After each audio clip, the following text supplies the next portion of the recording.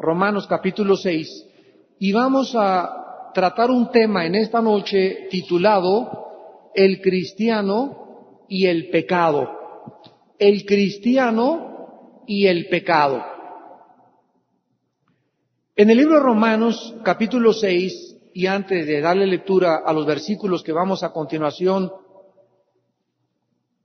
a leer, ¿qué pasa cuando un cristiano peca? ¿Qué sucede en su vida espiritual? ¿Puede un cristiano vivir en pecado? ¿Existe algún pecado que nos haga perder la salvación? Y una persona que se dice cristiana, ¿cuándo puede comenzar a dejar de pecar? ¿O hasta qué punto la persona puede vivir verdaderamente sin pecar? Estas son las preguntas que en esta noche vamos a contestar, de suma y de vital importancia. Porque una de las lecciones más importantes que podamos aprender en nuestra vida cristiana es comprender la influencia del pecado en nuestra vida espiritual. Comprender la influencia del pecado en nuestra vida espiritual. Todos los cristianos, todos absolutamente podemos en cualquier hora, en cualquier minuto, en cualquier día o en cualquier mes, comenzar a vagar por el desierto que se llama pecado. Aún los cristianos más espirituales. Por eso hay una advertencia que dice: el que está o el que piensa que está firme, mire que no caiga. O sea, no existe en la vida cristiana de ningún gigante espiritual, ni de Moisés, ni de alguna persona del siglo XXI, ni de ninguna época. Ninguna persona puede llegar a un momento donde puede decir: estoy absolutamente seguro que ya no voy a pecar. Por lo tanto, ya no necesito leer la Biblia, ya puedo tener 3 o 4 días sin tener que orar, ya no necesito juntarme y tener amistades con cristianos, porque esa persona, no importa el nivel que haya alcanzado espiritualmente, mientras más alto subes, recuerda una cosa muy importante: más grande es la caída. Entonces, la vida cristiana es una vida en la que no podemos confiar en nosotros mismos. Tenemos que vivir en estado de alerta. Darnos cuenta que los peligros están rodeándonos y que estamos en estado de guerra. El diablo no descansa ni el domingo, ni en Semana Santa, ni en Navidad. Así que él no tiene absoluto descanso, y para nosotros no puede existir armisticio tampoco. Tenemos que estar, como dice Efesios, con toda la armadura de Dios continuamente.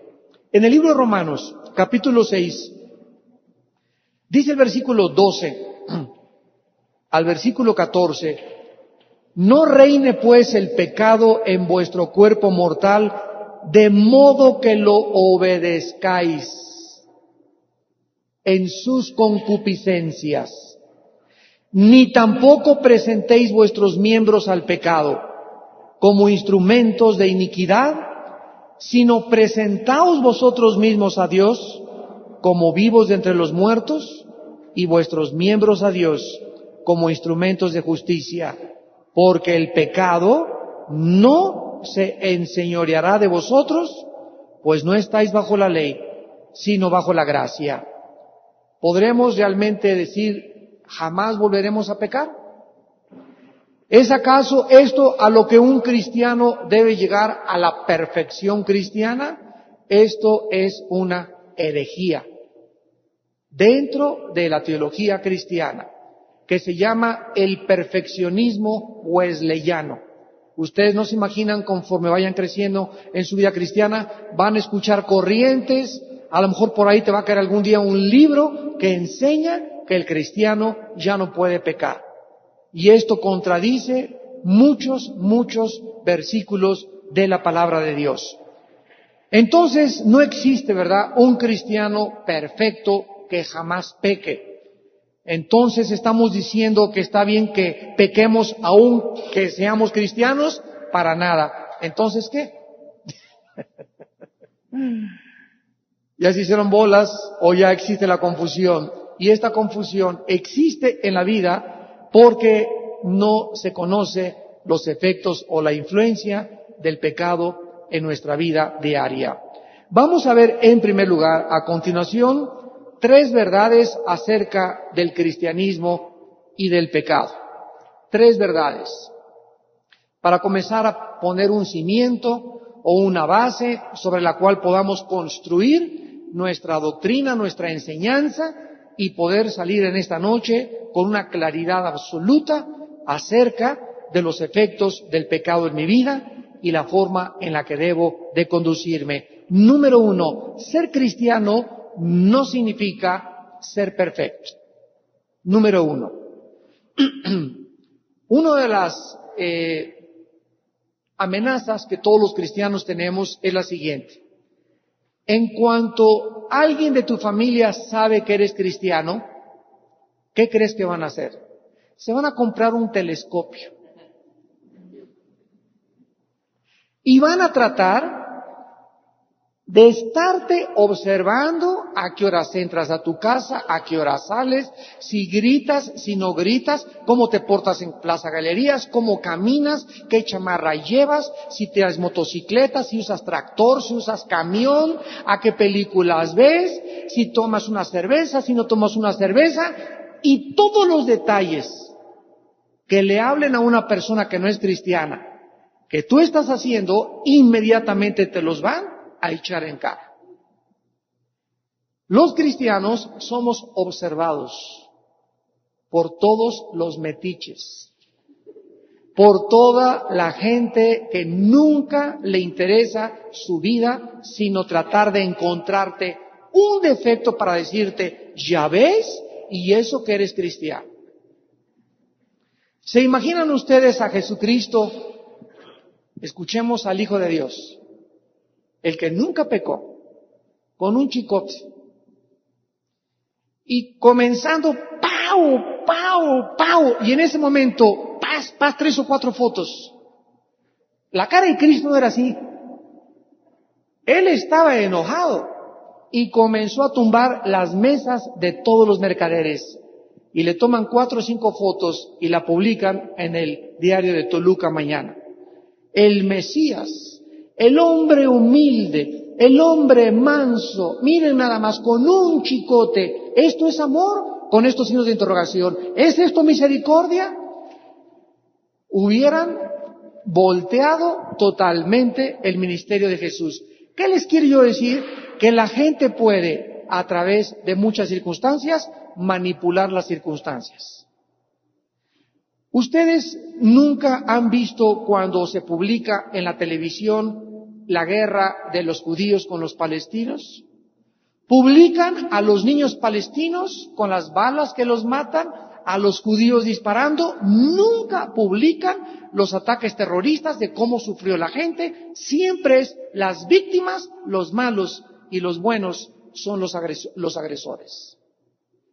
La televisión y los periódicos pueden manipular las circunstancias de la forma que a ellos les dé la gana y presentar al público la cara de la maldad o la cara de la bondad de acuerdo a su propia perspectiva. Por eso es tan importante que nosotros no nos dejemos guiar por los medios masivos de comunicación, porque pueden ser manipulados y pueden ser distorsionados y estarnos presentando una faceta que no es la verdad, sino la que le conviene al periódico o la que le conviene a la compañía de esa televisión.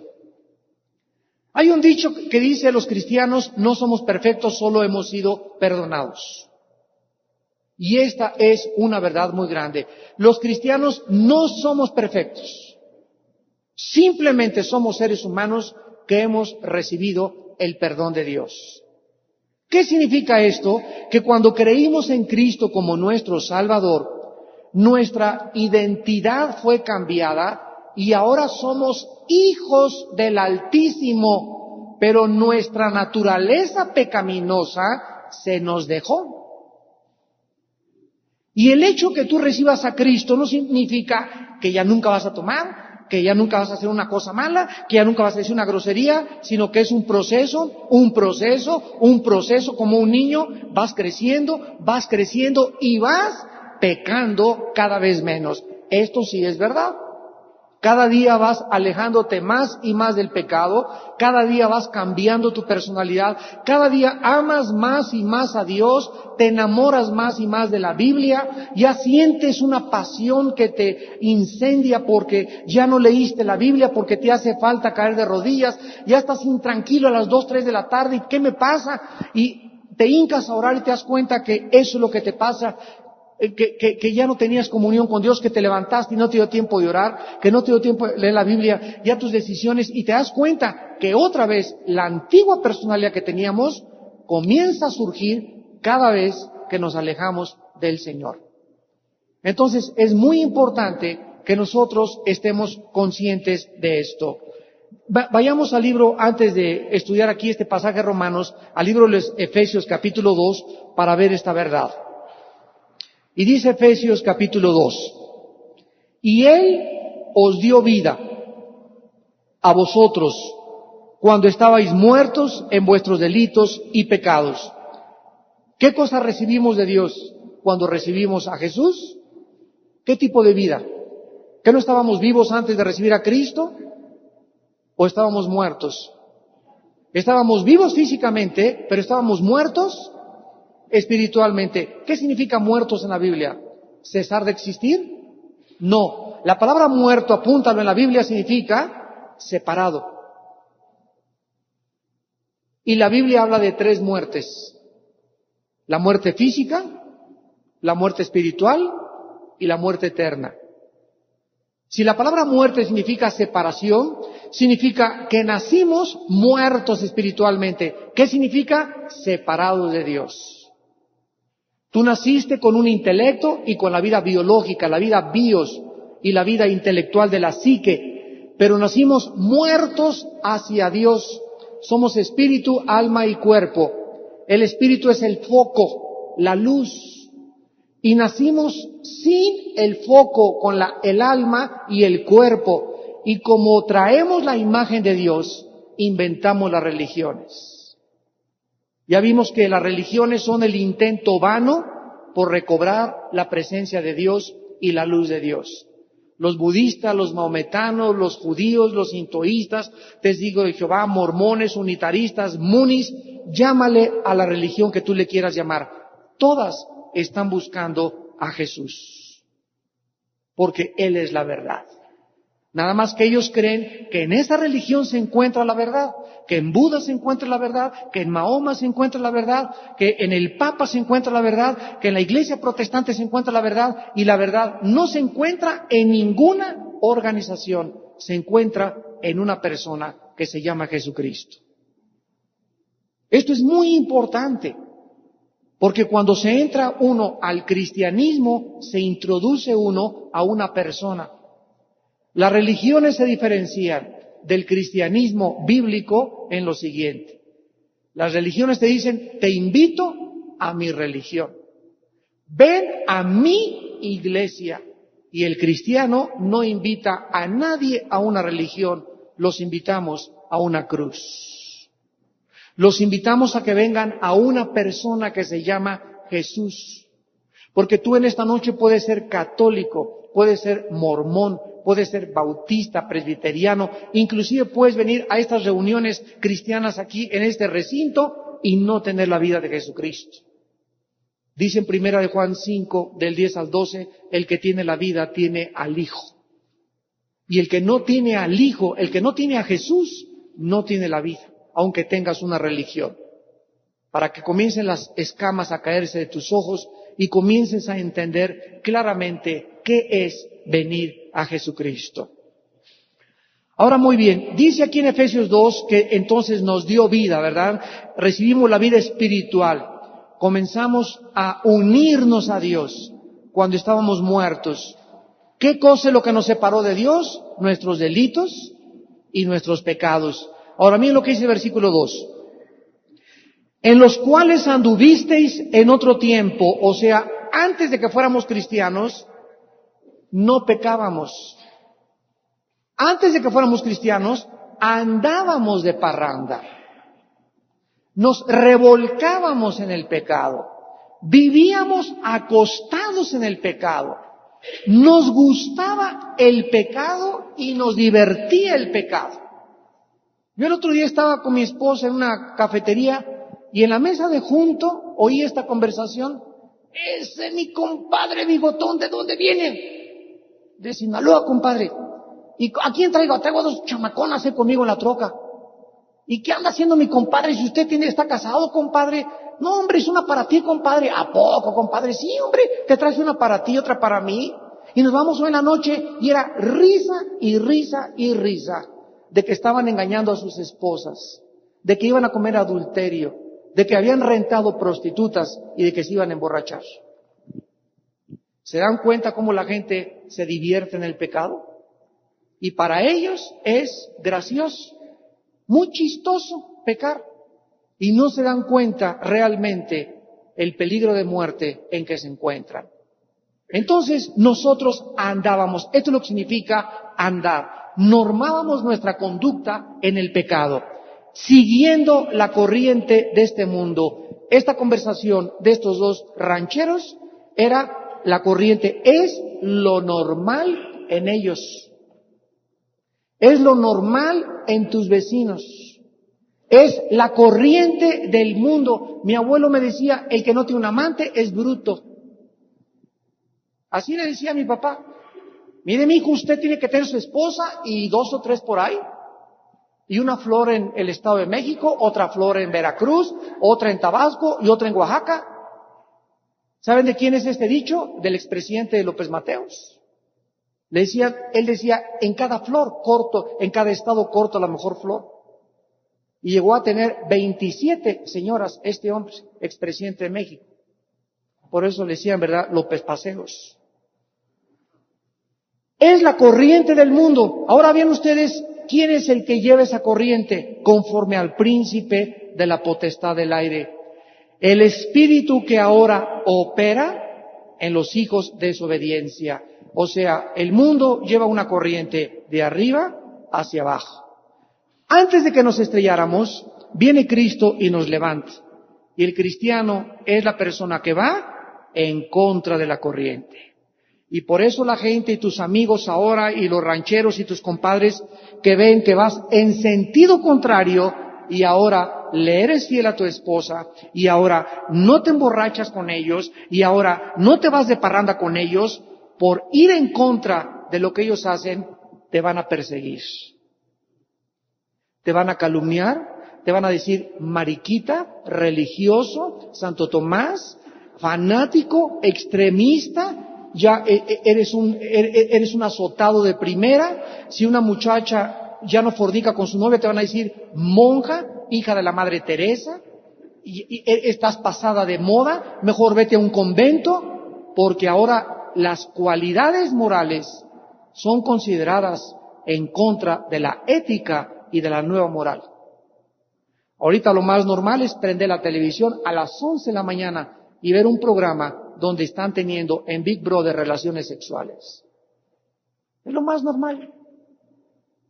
Es lo más normal que contrates cualquier cablevisión y te metan ahí películas pornográficas a las 8 o 9 de la noche, donde tus hijos pueden prender el canal y comenzar a los 8 o 9 años de edad a ver la pornografía que están viendo en el mundo entero. Es normal.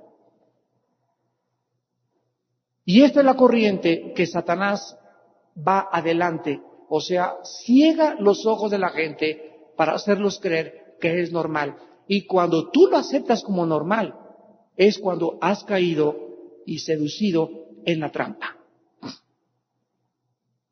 Porque esa es la estrategia satánica, hacernos creer que es normal. Si todo mundo lo hace, es normal. Si todo el mundo tiene relaciones antes de casarse, es normal. Si todo el mundo se emborracha, es normal. Si todo el mundo se destrampa y se va a una discoteca toda la noche, es normal. Pero la Biblia dice, ustedes me son un pueblo de sacerdotes, nación santa, nación adquirida para anunciar mis virtudes. ¿Qué significa santo? Sepárense, hijos, salgan de Babilonia, no se contaminen. Es el llamado que Dios nos hace en su santa palabra. Que la gente se dé cuenta en tu oficina, en tu escuela, en tu trabajo, que no eres igual. No los vas a juzgar, no los vas a criticar, simplemente tu conducta es retirarte. Te van a perseguir, te van a calumniar, pero si tú aguantas la persecución, ¿a quién crees que van a ir a buscar cuando tengan problemas? A ti. Una muchacha le decía el otro día a mi esposa, una jovencita de 12 años que lleva 3 abortos.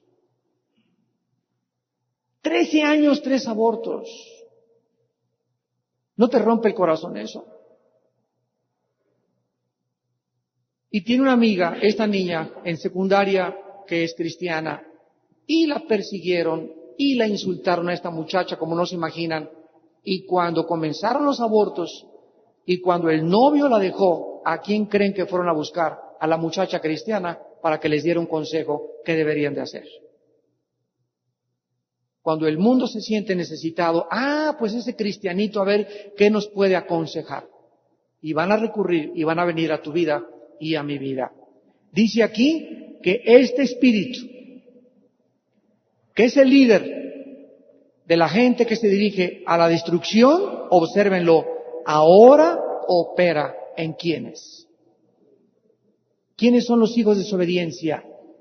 La Biblia nos dice que si tú siendo cristiano y yo siendo cristiano nos volvemos a enredar en algo del mundo, el espíritu de Satanás que operaba en mi vida y en tu vida, ahora opera el de Cristo, el Espíritu Santo, puede volver a operar en mi vida y me puede llevar a arrastrar a hacer peores cosas que hacía antes de que fuera cristiano.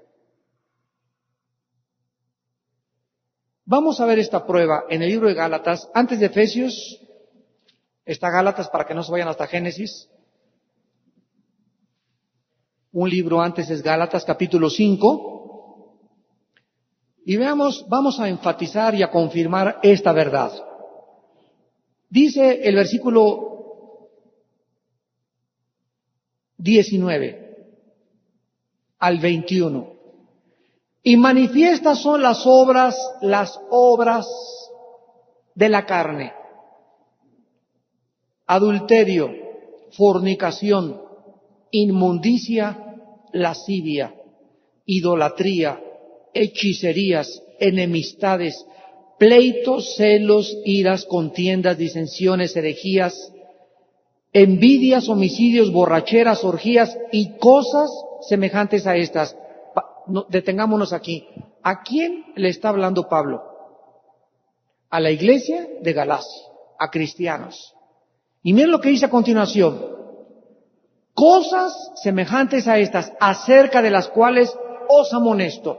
El apóstol Pablo, a través de esta carta, nos está amonestando a los cristianos.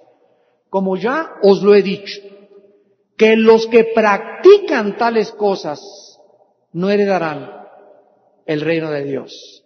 ¿Cuál es la diferencia entre un cristiano y una persona que no es cristiana? El cristiano trae potencialmente, y puede caer el cristiano en adulterio, el cristiano puede caer otra vez en borracheras, el cristiano puede caer otra vez en idolatría, el cristiano puede caer en cualquiera de estos pecados, porque potencialmente aquí están y no se han manifestado en mi vida ni en tu vida, porque los estamos dominando, los estamos guardando, mi vida con el Señor me está protegiendo de todas estas cosas, pero en cuanto me vuelva a soltar del Señor, yo puedo volver a cometer cualquiera de estos pecados.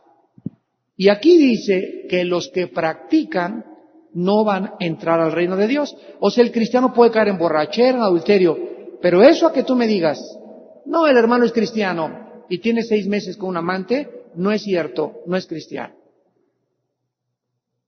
El cristiano puede caer en el pecado, pero no practicar el pecado. Apúntalo si te interesa. El cristiano puede caer en el pecado, pero no hacer ya un hábito practicar el pecado. Esta es la grande diferencia. Esta es la grande diferencia.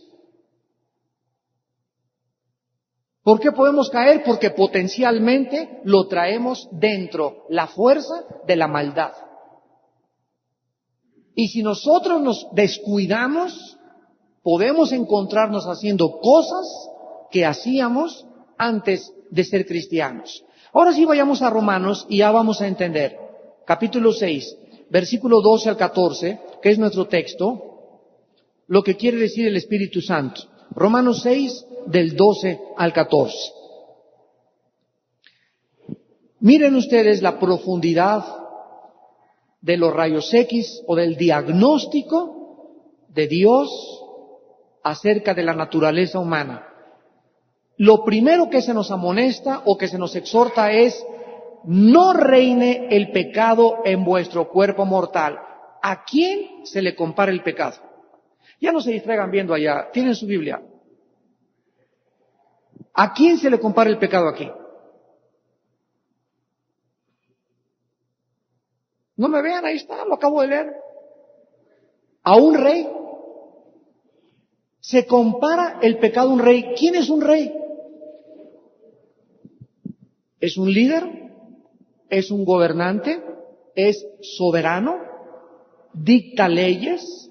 ¿Puede ejecutar justicia? ¿Puede puede dar recompensas? ¿Puede castigar? Un rey es alguien a quien no y nadie le pide cuentas, porque es un monarca absoluto. Si el pecado es comparado con un rey, significa que dentro de nosotros el pecado está tratando darnos otro pinochetazo. Quiere desbancar ahora al rey que es Jesucristo de mi corazón. Quiere sacarlo de su trono y nos amenaza a diario a volver a sentarse en el trono y controlarnos. Cualquiera que hace o practique el pecado se convierte en esclavo del pecado. Tú dime en esta noche, cualquier cosa que tú practiques, llámese alcoholismo, pornografía, pederastia, bestialismo, idolatría, dime cualquier cosa que tú practiques y que te domine, y yo te diré quién te controla.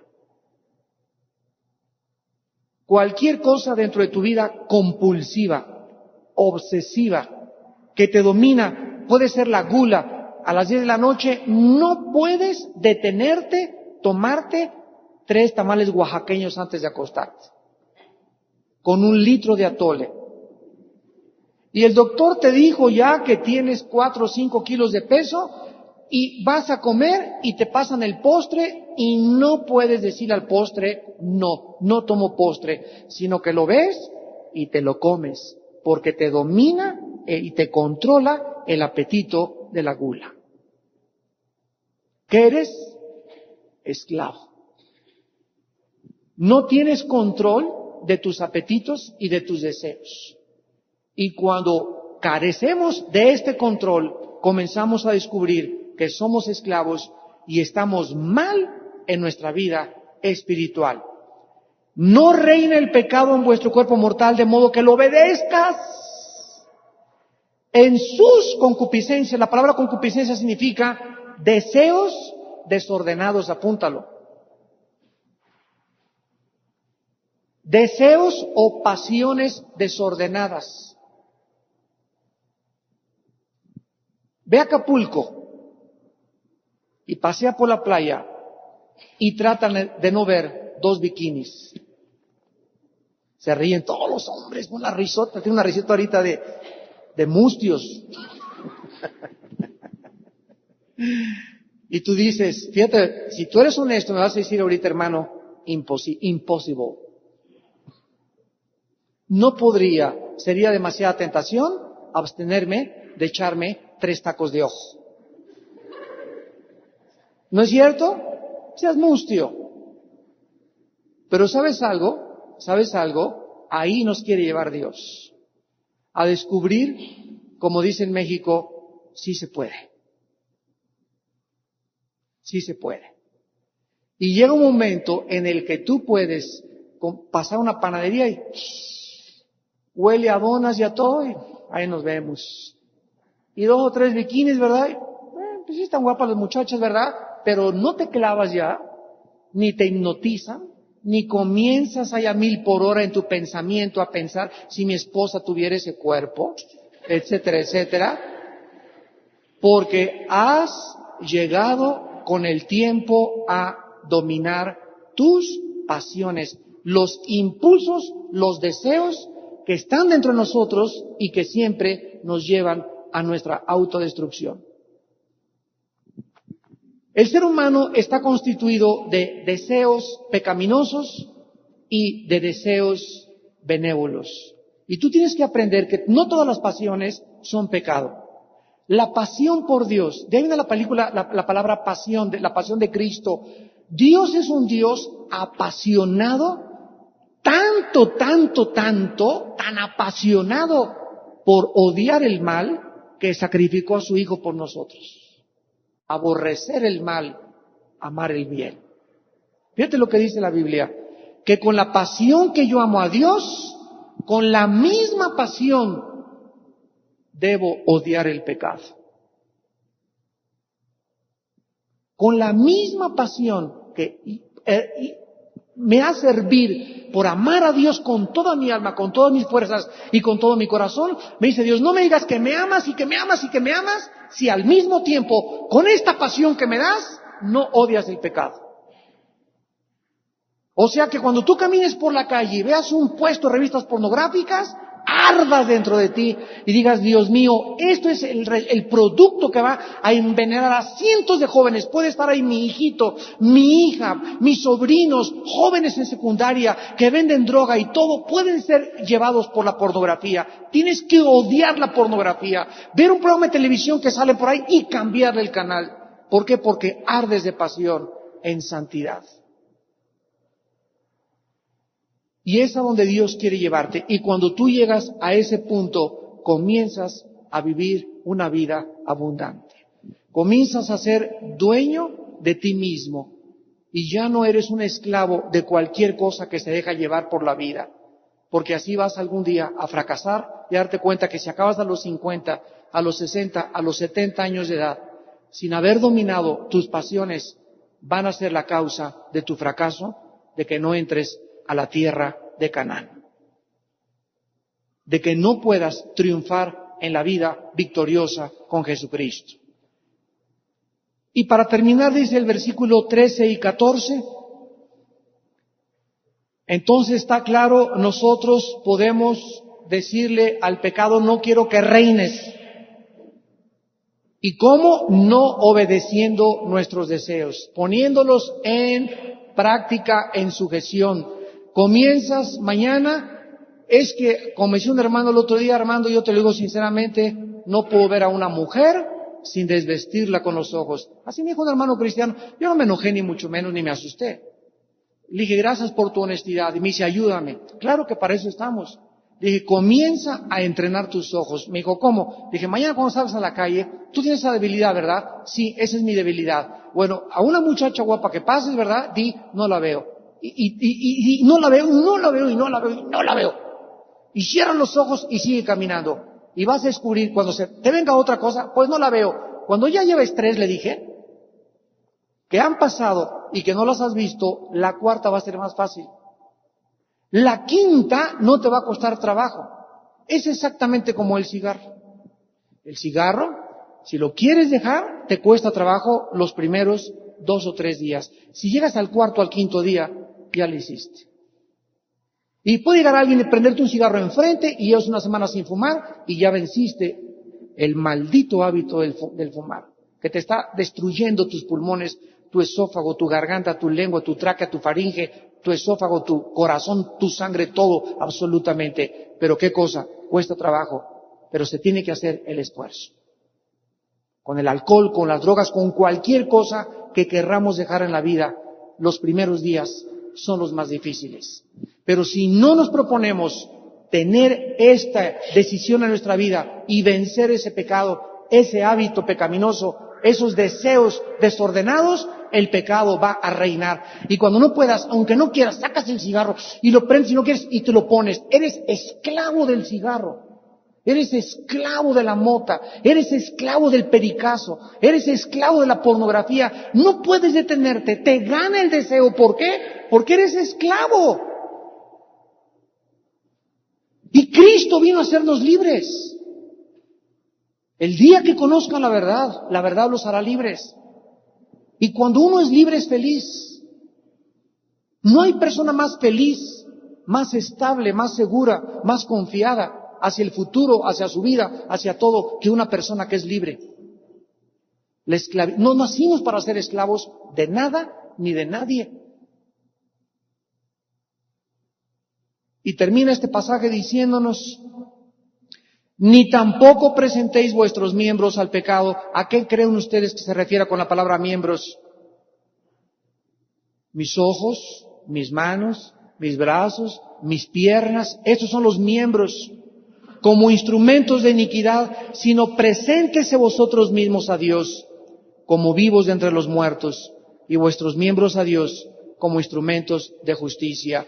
¿Qué significa esto? Que cuando yo llego a un restaurante, me traen la carta y dice manitas de puerco en vinagreta, cochinita pibil, yogur que no está descremado, y ya tengo más de 40 años de edad. Un filetote así en un restaurante argentino sabroso, tototote. Como dice un hermano, y le digo, el pecado así es, el pecado es sabroso, tototote. Tú te comes un filete miñón de este tamaño, pasas los 40 años de edad, necesitas 3 días de penitencia. ¿Qué quiero decir esto? Para que te saques esas toxinas de tu cuerpo, pregúntaselo a un nutriólogo o a un gastroenterólogo que conozca el naturismo. Para sacar esas toxinas de tu cuerpo, de un bistec de ese tamaño, necesitas 3 días de desintoxicación. Irte a correr por lo menos 15, 20 kilómetros, porque con 240 calorías necesitas 5 kilómetros para eliminar 240 calorías, que tiene media bolsa de papitas Sabritas. Un chocolate tiene 350 calorías, un helado 500 calorías. Necesitas 10 kilómetros caminar para eliminarlas. Síguele con tus helados, hijo. Con tus taquitos de cochinita pibil. ¿Y qué necesitas? 3 días, ¿verdad? De mucha agua, muchos jugos, no comer grasas en 3 días, no comer nada de carbohidratos para sacar todo eso. Y si no, se te quedan y te intoxicas. Y luego, hermano, ore por mí, con la panza de Santa Claus que tienes. Ya ni la muelan, de veras. Y termina diciendo el versículo 14.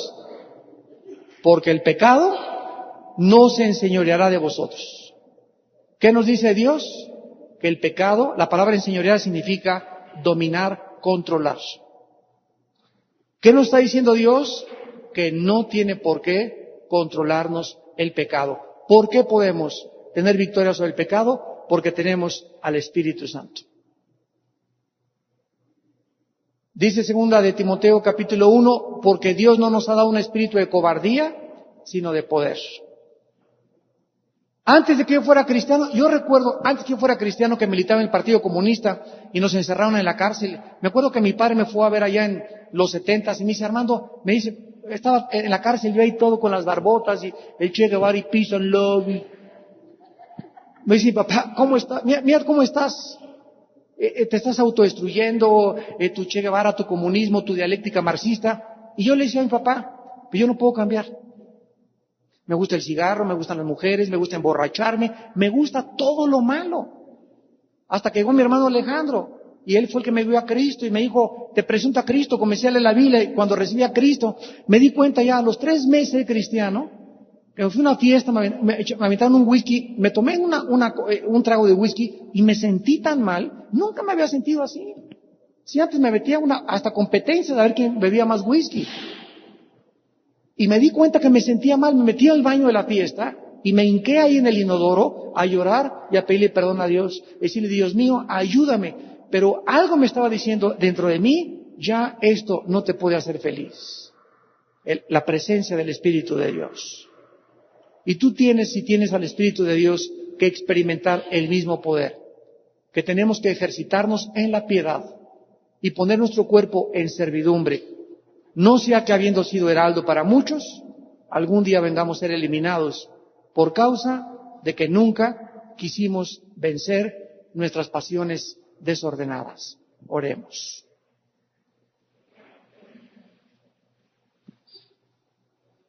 Señor, en esta noche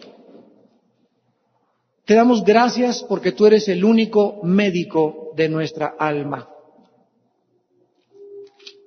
Somos tu diseño y tú eres el único que puedes diagnosticar nuestro problema. Nadie puede, ni un psiquiatra, ni un psicólogo, nadie puede diagnosticar el problema humano, porque nosotros no somos dioses. No nos hicimos a nosotros mismos. Tú eres el fabricante y cuando las piezas se descomponen, tú eres el único que tienes las refacciones para arreglar nuestro problema y para darnos solución y seguir caminando. Este es el mensaje que hemos oído de Él y os anunciamos. Dios es luz y no hay ningunas tinieblas en Él. Si decimos que tenemos comunión con Él y andamos en tinieblas, mentimos y no practicamos la verdad. Pero si andamos en luz, como Él está en luz, tenemos comunión unos con otros y la sangre de Jesucristo, su Hijo, nos limpia de todo pecado. Si decimos que no tenemos pecado, nos engañamos a nosotros mismos y la verdad no está en nosotros. Si confesamos nuestros pecados, Él es fiel y justo para perdonar nuestros pecados y limpiarnos de toda maldad.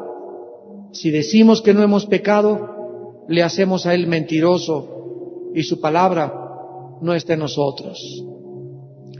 Padre Santo, te damos gracias porque somos tus hijos y porque tu Hijo derramó su sangre en la cruz para poder lavarnos de nuestros pecados. Y porque ahora cuando pecamos como tus hijos, perdemos nuestra comunión inmediatamente contigo, nos sentimos tristes, frustrados, llenos de culpa, miserables, con mucha vergüenza. Pero tú quieres que no sigamos de esa manera. Y has hecho provisión en la sangre de Jesucristo tu Hijo, para que si alguno peca, siendo tu Hijo, lo confesemos, te lo digamos, nos arrepintamos de nuestro pecado y tu sangre nos limpia de toda maldad.